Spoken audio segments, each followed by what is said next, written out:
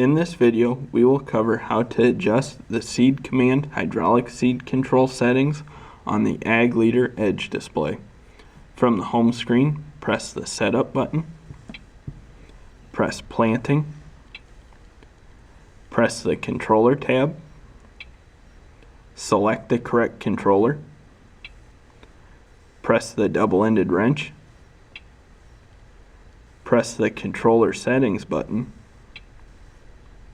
From this screen, we can edit the shaft speed calibration number, the gear ratio, the max meter speed, the allowable error, and we can also press the control valve settings button and change the control valve, the frequency, the gain, and the zero flow offset. When we press the auxiliary tab,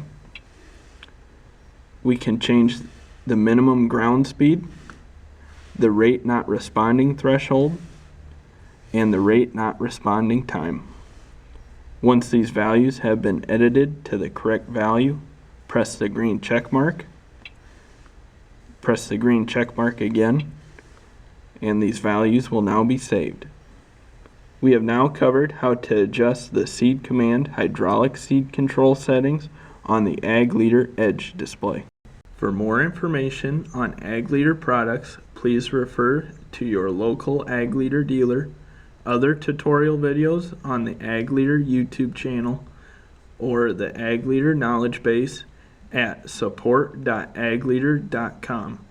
To find an Ag Leader dealer in your area, please visit our website at www.agleader.com and use the Find a Dealer feature located on the home page.